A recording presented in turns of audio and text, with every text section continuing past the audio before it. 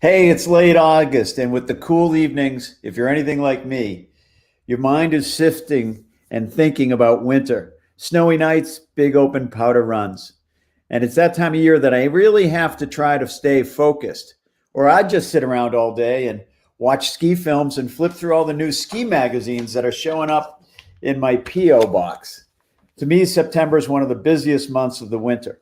It's prep time, it's go time. It's time to pump out the fitness, set up the travel schedule, make sure the new gear is being shipped, my boots fit, and the plane tickets for the big trips are in order. But it's not an ordinary year. The resorts closed early last season, the country's on edge, and all of us have the same questions about the ski season. What will it be like? And it's so hard to know. Hi, welcome to Ski Talk on pugski.com. I'm Dan Egan. Ski Talk, well, is home of all things snow. Our guests range from the biggest names in the ski industry to industry experts and everyday skiers. And we want to hear from you. Drop your questions into the comments section and ask away. Tonight we have a fun show for you. We'll be hanging out with Phil. Co-founder of Pug Ski. Plus, we'll be joined by Justin, the executive director of the U.S. Ski and Snowboard Hall of Fame. And our special guest tonight is Ben Fresco, marketing and product manager of Elan Skis USA. And later on in the show, we're going to feature the new film by TGR, Make Believe. Sounds like my whole entire life, Make Believe. Hey, so let's get started. Let's meet our panel and kick off the discussion tonight. We've got Phil. How you doing, Phil? Doing well. Thanks, Dan. Yo, Justin, how are you, mate? I'm good, Dan. And thanks. Ben, how's everything where you are with Elan? Things are great, Dan. I hear, of course, we're practically neighbors here in the beautiful state of New Hampshire. And with COVID, the Elan offices have been closed, I'm assuming, like every place else? Yeah, from middle of March to the middle of June, essential people only. But being a small team, we were able to pivot really quick. We got set up and everybody worked remotely. We had, 3 times a week Zoom meetings, looked kind of like this. It was kind of the Brady Bunch screen. So didn't miss a beat. It was great. That's awesome. And of course, Phil, pugski.com is going strong, and you're surviving out there in Reno. Yeah, we've just been doing a lot of computer time, getting our upcoming reviews for this season, getting everything finalized so we can get them published the next week or so. So we're excited about that. One of the skis that we're talking about is the new Elan that we're excited about for this coming season. I'll let Ben talk a little bit more about that. But we've been busy out here in Reno. And we're just passing the cat around the house. Justin, you doing private tours in the museum these days or what?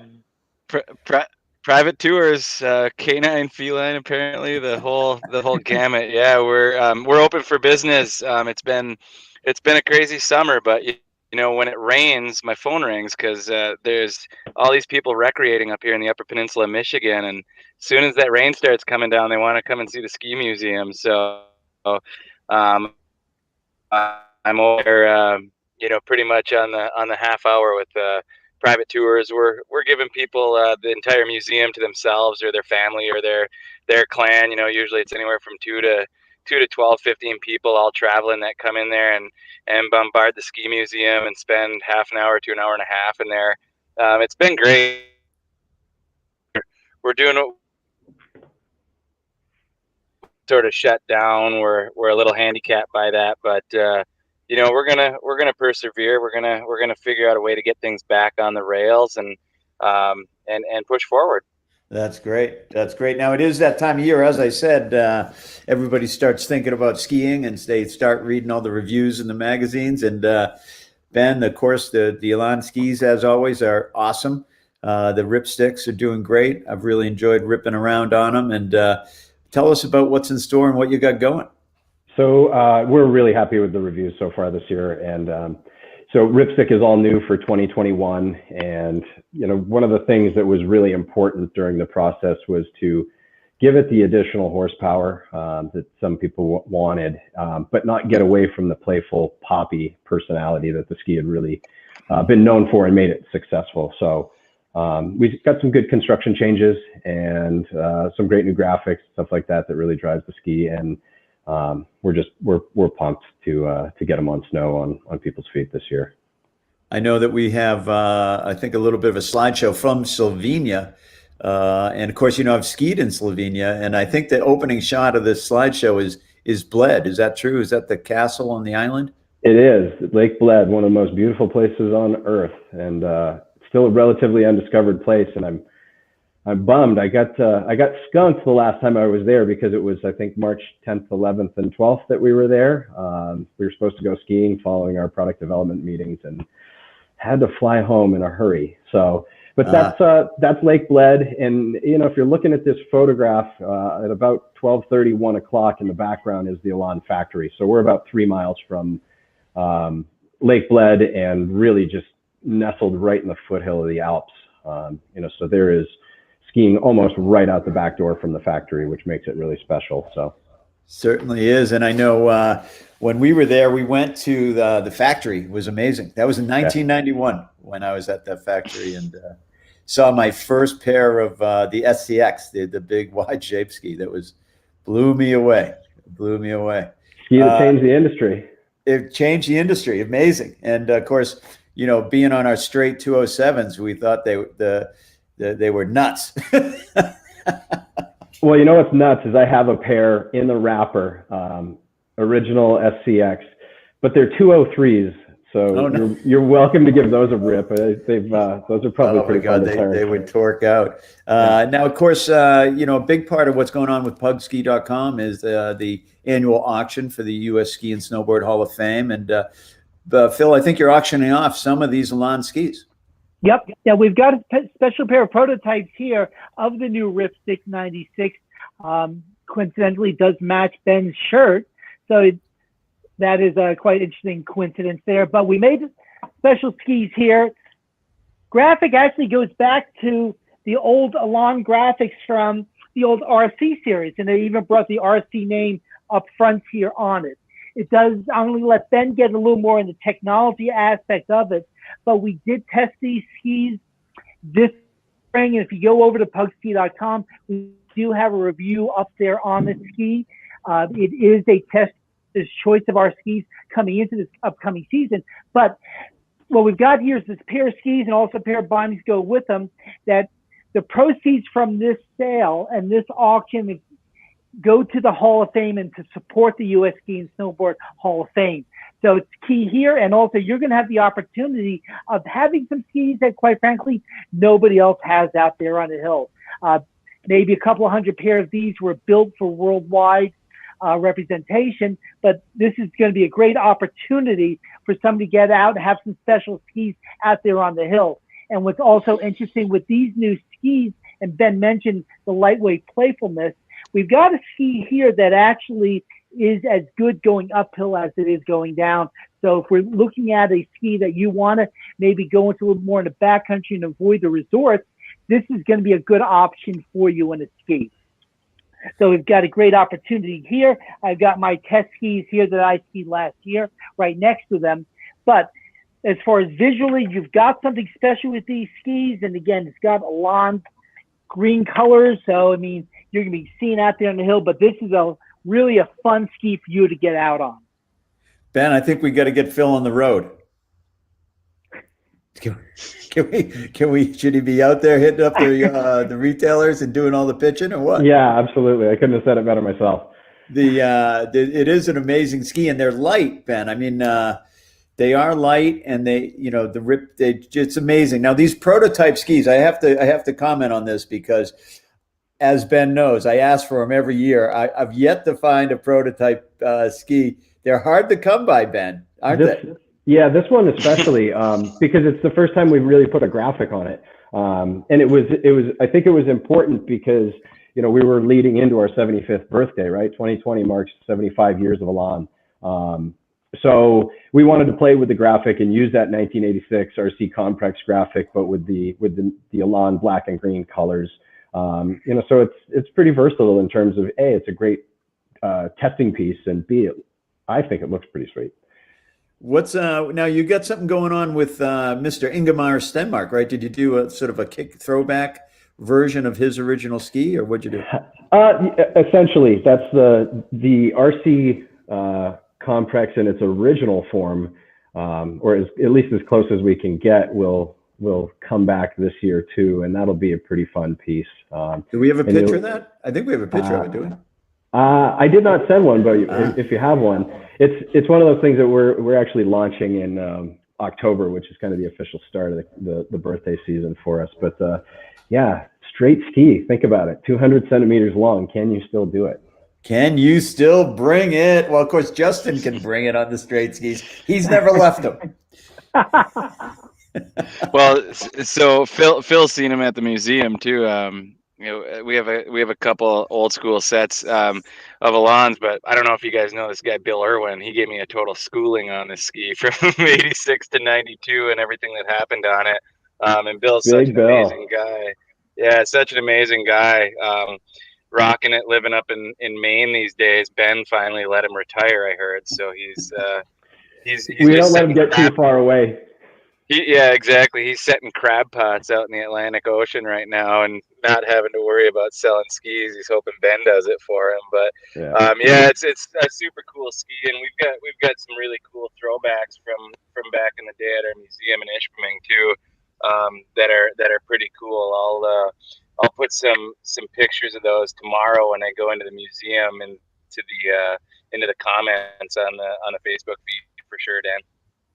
Now, Ben, one thing I wanted to ask you about is, it's a kind of a crazy ski collection these days, industry wide. There's a lot of, smaller boutique brands going on. You've got, of course, your big brands, and you have Elan that's really been around for quite 75 years. But I would say the last 10, 15 years, Elan's been on a rocket ship ride and really stepping it up in a lot of big ways. And you guys just keep innovating. You want to just talk about how you're elbowing room for yourself in the industry and how you're doing it through innovation? So innovation-wise, it's not something that we just do at the top of the line. It's something that we do across the line. So from our kids models with UFlex, who's putting a whole bunch of thought and technology into a kids model, or Element that has, a dedicated technology to make a game improvement ski. So I think it's one of the things that the company's done over the years. It's from SCX, changing the ski industry, and that was a wild idea, and it was really not accepted initially. MBX, if you go back even further, with cap construction. So it's something the company has always been great at, and it always has been purpose driven to be to improve the skiing experience at all levels. Because at heart, if you go around the Elan factory, you're surrounded by skiers. It's a lifestyle, and it's a passion that they all live by. So, building innovative product that leads to great times in the mountains is what we're really after. Yeah, I mean, I know the Amphibio line was amazing. I still rip around on those. The new Ripsticks, of course. I filmed for them this past year on those new Ripsticks. I think we got some photos of that somewhere kicking around, and there it is. And what I like about this ski is, in all conditions, it's so stable and so quick edge to edge. Can you talk about how do you take this? I'm skiing on a 106. How do you keep a ski like that lively? So it all comes down to the construction. So you mentioned Amphibio, and that's our dedicated right and left construction that has more camber on the inside edge and longer rocker profile zones in the tip and tail on the outside edge. So what I like to say is it gives you grip where you need it and slip where you want it. So the skis are really nimble, but they're also very powerful and versatile on hard snow. And I think the lightweight, poppy, lively feel that's also very stable comes from our construction, which is a tube light wood core, so a poplar and Polonia blend with 3mm carbon rods that are placed towards the edges in the shape of the side cut. So they're put in under tension, so that gives the ski that pop and that rebound that's fun in a ski. But carbon has this great dampening property that also makes the ski very smooth. So we captured lightning in a bottle to make a ski that performs like a high-end ski and doesn't ski like a light ski. And then new for 2021, we've kicked that up a notch, and we call it carbon line technology. We've taken a carbon weave and laid it along the top inside edge of the ski from the midpoint out through the tip. And really that quiets the tip down even further. It improves the edge hold. It gives the ski more power. It doesn't add any weight to the ski. So basically what we did, we were able to add horsepower to the Ripstick without changing the fun properties of it. And Phil, you guys test a lot of product out there. The Elan always does well. What are the testers saying about the product? One of the things that really comes up specifically about Elan and the Amphibio technology is the word deceptive. The ski is so deceptively easy, deceptively smooth, that you really don't realize the strong attributes of this ski until you get back onto another ski and say, my God, that Elan was just so much easier to ski. It had the power there when you want it, but it didn't take a lot of effort. It initiates a turn real nice and easy because of that Amphibio design, having a little more rocker at the extremities on the outside ski, so it comes into a turn really nice and easy. And again, with that lightweight, and going back to automobiles, which I do a lot, but Colin Chapman's is adding lightness to the ski for performance. Where a lot of times a light ski gets thrown around and bounced around in the snow. That doesn't happen with this ski. And I think it gets into what Ben was talking about, is those carbon stringers that are at the extremities of the ski, and that they are molded into the shape of the ski. So I think those are the things that really, again, separate this ski from some of the other skis that are in its class. And the versatility of that ski is also there for you too.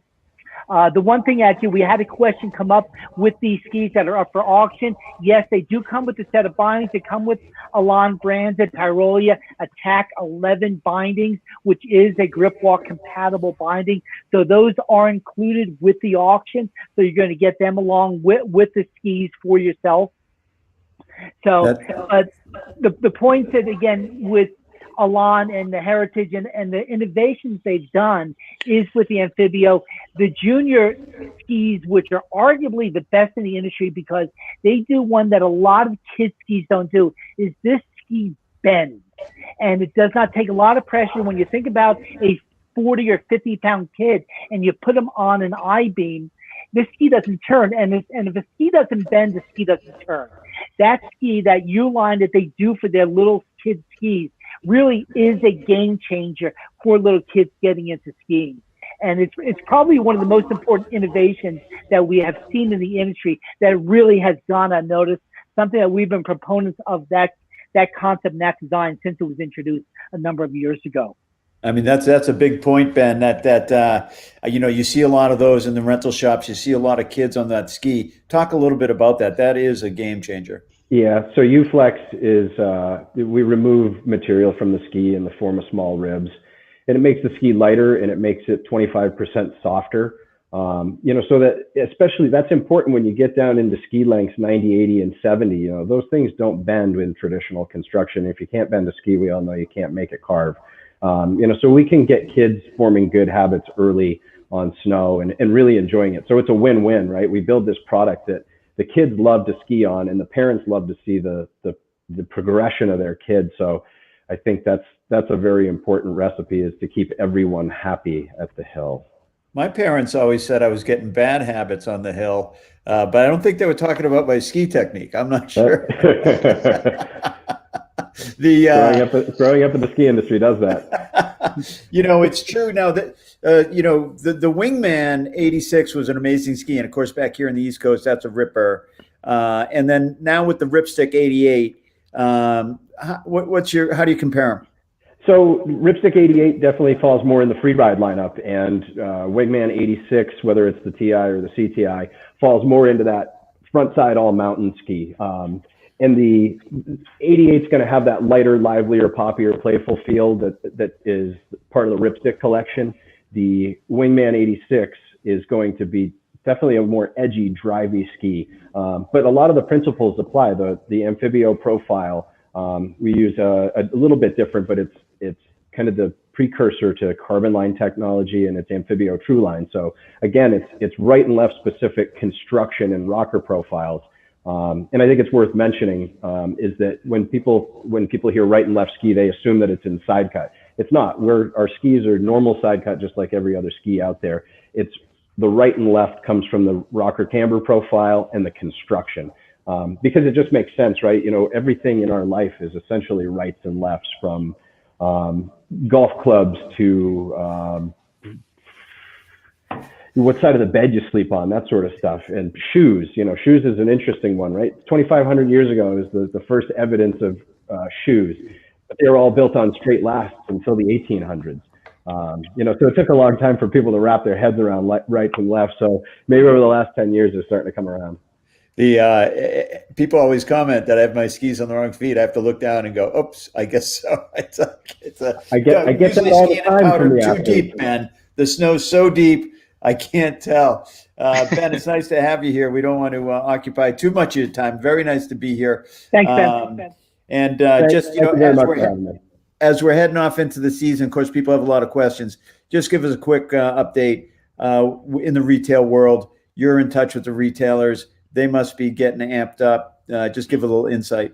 They are. We're shipping like crazy, and I think we're cautiously optimistic is too trite for right now, but the feedback that we're getting is that they're excited and that they really see in all aspects of outdoor industry, whether it's bike or water sport, they're having a summer like they've never had before, and that's going to carry over into the winter, because there is going to be skiing, whether you can ride a chairlift or you have to buy your first pouring setup and go to the local ski hill and use it. So there's a lot of options and opportunities out there, and you know, I think retailers in general are optimistic as well that we're into a new space where people are really cherishing the outdoors. So well, good. Thanks so much, Ben. Great to see you, bro, and we'll be in touch soon, mate. Yes, we will. Thank you very much, everybody. All right. Good seeing you, Ben. Yeah. Wow. So no, that's great. You know, and so tell us, how's the auction going, Phil? And I mean, this is an amazing opportunity to get a new Elan ski with a binding, the Ripstick. You know, what's the process? How do they do it? Where do they find it? Come over to Pugliese.com, and at the top of our page, you'll see a link for the Hall of Fame auction. You go onto there, log on. You'll need a WordPress account to bid on any of the items. Anybody that is a Pugliese, if they already have a Pugliese account, they will need to create a separate WordPress account, as you would as if you went to eBay or any other auction site. But right now, the starting bid is $500 on these. The auction ends about this time tomorrow, so you've got a good day to bid on these. Again, the starting bid's at $500. Retail value on these skis is probably pushing about $1,000. So obviously we want that to go as high as we could, but everybody, of course, wants a value. So don't wait till last minute to try to snipe it, but we do want you to get out there and bid. And remember, the money goes to the Hall of Fame to help support the U.S. Ski and Snowboard Hall of Fame. But we've got the skis, you get bindings with them. Like I said, this is a great backcountry setup. If you do want to throw a Solomon Shift binding on there, if you want to go with a full tech binding, but you've got a ski that only weighs about 1,650 grams. So this ski is going to ski really well if you're going to try and avoid the resorts this year. I think there's a really good opportunity. We'll throw in a Pug Ski swag package for you with stickers, lanyards, ski straps for the skis. So all things inclusive on there. So we want to get these skis out there on the hills and get them to a lucky winner. One of those Pug Ski hats going to come with the skis? If we get the bidding over $750, I'll throw a hat in. Okay, you heard it out there. Now, of course, you could. Justin might throw in his hat. What's the hat there, Justin? This is my Ricky Fowler throwback Puma hat. It came straight from the golf course to get on our podcast tonight. So working the blue. You saw the glasses earlier, and not as sharp as those black and green Elan skis for sure, man. I really would love a pair of those. Justin, of course, the auction is key to the Hall of Fame every year, and without the annual auction being held at the induction as it normally would, just talk about the importance of the auction for the Hall. Yeah, we're doing everything we can, Dan. Thanks, and thanks to you and Phil and a bunch of people, coming together to try to get this thing going. We've had a few successful items go already. A signed snurfer, a Jim Nehus one of a kind painting of Telluride area, and a third item, all I think it was a Mammoth Avi pack combo pack. It was about $4,000 just in the first 3 items, and I mean that's huge money for us. I mean, that is stuff that we have to send out to the people that watch these things and get on the auction page at pugsky.com and check this stuff out. It's all going to a good cause. When we pulled the plug on the event in March, we basically ended up returning about $110,000 in prepaid tickets for that event, which was postponed to December and now postponed again to April in Snowmass Village, Colorado. So that event represents about 55% of the U.S. Ski and Snowboard Hall of Fame's annual revenue. About 40,000 of that is this auction.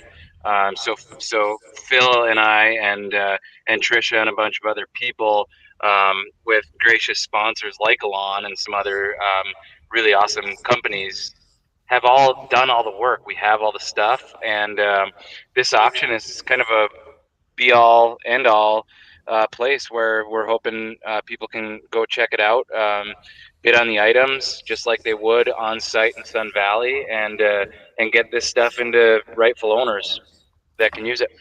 Now, of course, the hall is a very unique place. The building itself is a unique building, and what's inside is an experience, a trip of a lifetime through the entire sort of ski industry, the who's who of the industry. And you know, for people that don't know all that much about the U.S. Ski and Snowboard Hall of Fame, how do you sum it up? What's your elevator pitch on the Hall of Fame? Well, it's shaped like this. It's shaped like a ski jump, and it's the birthplace of organized skiing in America. John and Dan Egan's faces are in there, so I mean, come on, it's got to be a monument, right? Exactly. We have in one elevator speech, it is the one place where you can go and learn about every single person that had a hand, even a tiny little piece of making our industry what it is today. You know, the first 6-7 people that were inducted into the Hall of Fame: Carl Tellefsen, Axel Holder, Minnie Dole. I mean, these are the people, Dan. I say, you know, if we all dealt in ski industry money instead of dead presidents, it'd be those guys on the $100 bill. And you know, Dan and John Egan would be right there on that hundo. Hey, you know, we could all use a few hundos. And Phil, you know, Pugsky, of course, is home of all the forums, all the chats. It's a phenomenal place to get in touch with things. Tell us about some of the chats, some of the forums that are happening right now. What are people talking about on the site? First, there are some questions there that I want to get answered along the lines as far as the skis. The skis that you can bid on are a 180. It's the one size that we have. I'm not sure if there was any 172s produced, but the size here is a 180. It's a pretty versatile size. If you're a smaller, lighter guy, you should not have too much of a problem with it. And the other question we have is the Wildcat 86, which is going to be the women's ski, and that's the women's version of the ski that Ben was talking about earlier, is the Wingman. So the Wildcat is the new women's version of the Wingman. We'll have some reviews of them coming up shortly. So getting to your point then, as far as what's going on the site, we've got a lot of things going on right now. We're ramping up into the season. One of the big conversations going on right now is what's going on at the resort formerly known as Squaw Valley, which is actually in the image right here in our backdrop. Squaw Valley has chosen to go a different direction with the name of their resort. They're going to stay with the current season coming up with the Squaw Valley name, but after the season, they're going to be choosing a new name. We've got a really good conversation going on about that. The other conversation going on in this new world of COVID is people are talking about going to the resorts and how are they going to get ready for skiing? And that's where the parking lot is becoming the new base lodge. So a lot of people talking about that their cars, where they're going to be booting up, and that's where it's going to be an opportunity actually to plug another one of our sponsors and also sponsor the Hall of Fame, and that's Koski with their very good, phenomenal their heated Trekker bag, the thermal Trekker, which is just a fantastic boot bag. You'll start the day with warm boots. You heat them up the house on the way to the hill, but take a look at that thermal tracker. But that conversation on how the people are going to boot up at the resort is really taking some interesting turn there. And the other thing that we're also really excited about is we're just getting ready to launch our reviews for the 2021 season. We're going to have our Tester's Choice skis. We've got a fantastic ski selector built on our site, which helps you pick out by brand, by the type of ski that you're looking for, by ability level. Check that out. And there's a link at the top of our page for the ski selector. So that's going to be good. We're going to have our new skis coming in the next week or so. We'll get them live on there. And one of the unique things with our reviews, that our reviews are interactive reviews, where they're not a static review. So if you have any questions for this specific tester, you'll be able to ask them questions, and they'll get back to you with answers and say, is this ski for you? Is this ski not for you? If not, you might want to consider this ski. And the other nice thing is our skis are reviewed by real people, real skiers like you and myself. They're not ex-World Cup racers. They're not PSI level 12 skiers that can get on any ski and make it ski phenomenally. These are people that can discern the differences of ski and talk about their attributes and where that ski excels and where its shortcomings might be. I mean, we've been firm believers there's really no bad skis out there on the market right now, but there's a lot of wrong skis. And one of the things we're really good at is that is helping people avoid those wrong skis. And quite frankly, for the people that aren't ready to talk about skiing, we've got some great mountain bike discussions going on in the meantime. So if you want to talk about bikes, come over, talk about bikes. We've got some good discussion on e-bikes and their impact into the community and what's going on with that. But if you're not on Pugliese yet, create yourself an account, get involved in the conversation. If you just want to come and lurk, just come and lurk. That'd be great. Plenty going on. I love that. I love the mountain bike chat and all that's going on. And I think you just called PSIA instructors not real people. So that's going to hit home well, I think, out there. But everybody else that tested skis, of course, testing a ski is phenomenal, right? Because you get on the ski and you start going on it, and over time, every ski has a personality. And every ski starts to show you what their personality is. These days, there's so many different types of skis on the market. There's the twin tips and so much powder skis and park skis and just so much skis. And one of the, it's that time of year where we start to see the trailers of the new releases for the new films. And TGR, of course, has a new film out, as they always do. And the title is Make Believe. And they've got a great thing for their film this year where they're doing drive-in theater tour through drive-in theaters. And I'm hoping they do a drive-in theater down here. We've got the Weirs Beach Drive-In Theater not too far, right down in Lake Winnipesaukee here in New Hampshire. They're going to kick off on September 19th in the Tetons. If I was a betting man, I bet that's it's going to be shown in Driggs, Idaho, at the Potato Theater. Hoping that's where it's going to be. Of course, in the wintertime, they always play that famous film closed for the season.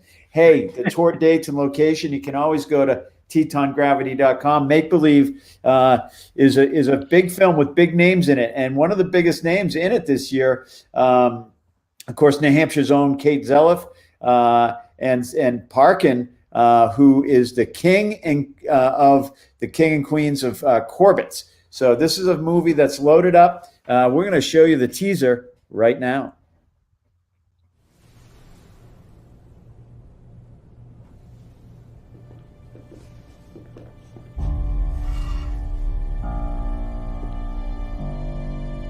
There was one night laying there in bed. I was real nervous about the way I was headed. Is this the right decision? You're just not mature enough to be on the US ski team. And I remember that just leveling me. It's something that you just fight for because it's what you want with your entire being. That process of following your passions, there's always that element of jumping and trusting that a net will appear. Something came over me. It's like, this is it. Gotta believe in it.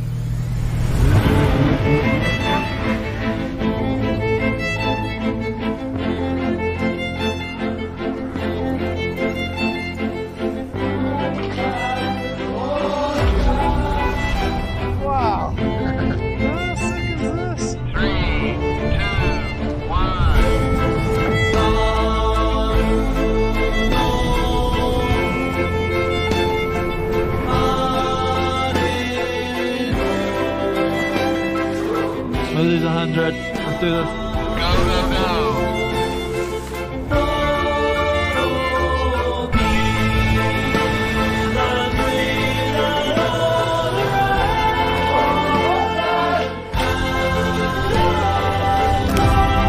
I wouldn't trade it for anything, but part of the dream is that there's a nightmare waiting on the other side.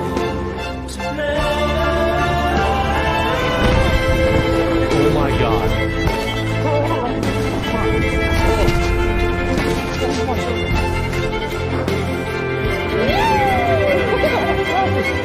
You do one more. Let's do it. Yeah, dude, get it. Dropping.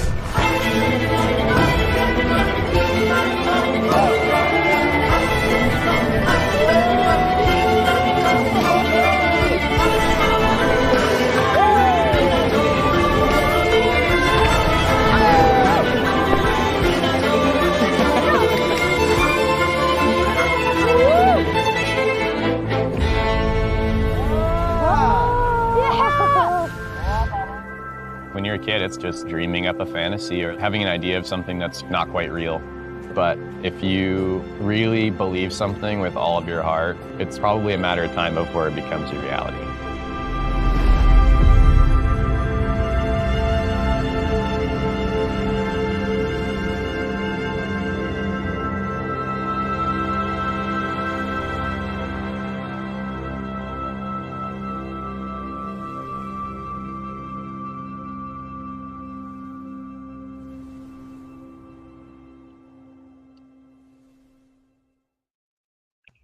Yeah, it's Make Believe by Teton Gravity Research. Of course, one of the always one of the greatest releases of the fall is a TGR film, and this film has everybody in it: Sammy Carlson, Nick McNutt, Katie Zelliff. As I said, she's the queen of the King and Queen. Griffin Post, amazing skier. Coulter, and Parkin, who do it through a double back into Corbett's. They're doing things these days I could never imagine they're doing. They're making it look simple and easy. Phil, you must get a lot of traffic on the site with the ski movies. Oh, we do. We get really excited about it. One of the common things this time of year is getting those trailers up on the site and getting people talking about them. And again, it really gets that blood flowing and the people out there thinking about skiing. I mean, this year coming in, people, they don't know what to do, and the skiing gives them that solid feeling is something to look forward to. This is where I'm kind of going to quote Mark Twain: the rumors of next year's ski season's demise have been greatly exaggerated. I think that we're going to see a season next year. There's going to be a little bit held back on it. I think there'll be some distancing on it, but skiing is the perfect social distancing sport. We've got 6 feet sticks attached to our feet, so we've got some separation there. We've got a parking lot that we can boot in. We got some separation there. We've got masks. We've got goggles. We've got clothing that, again, keep everybody separated. And I think as long as everybody's realistic and be fair about letting everybody get out there on the hill, I think it's going to be a really good year. Well, I think one of the things, the reason why people love ski films and when they love the generational sport and the pull of skiing, because it is a place where make-believe comes true. And on the ballot this year, Justin, is one of the great filmmakers of all time for next season, Roger Brown. Roger for sure. It's so competitive, Dan. You know, and we've had all the great filmmakers, right? They've brought Warren Miller, Joe J. Jalbert. They've all brought so many people to the slopes, like we just saw. I mean, if I didn't have to stay on here, I'd have been going and waxing my skis in the garage behind me and getting things ready to go. I mean, it's so inspirational, the work that they do. But Roger's doing really well, and we have I think over 75 nominations again this year, and only 7 people get in each year. So I want to thank all the voters and all the people that contribute and help us be able to do what we do with the election each year. It's really at the core of the Ski and Snowboard Hall of Fame. Like any sport, we're dedicated to making sure that our most important people, the people that have shaped our industry, are given their due recognition. Absolutely, and it's that time of year. If you're looking for films, the trailers are coming out. You can check them out. A lot of interesting things happening without the film theaters open. The drive-in theater is going to be a great place to see it. But of course, you can always check out books. And one of my favorite books from Peter Cray is The God of Skiing. If you haven't read this out there, you got to make sure you pick up this book and read this book. This is a great read. It's the telltales of all. It says it's the story of every ski bum. It's the story of every ski bum, and it's set in Jackson Hole. And of course, Peter Gray is not only a good friend, he's an amazing writer. So make sure you pick up his book. It's been out for a few years. So it's a great read. Ski magazines are showing up.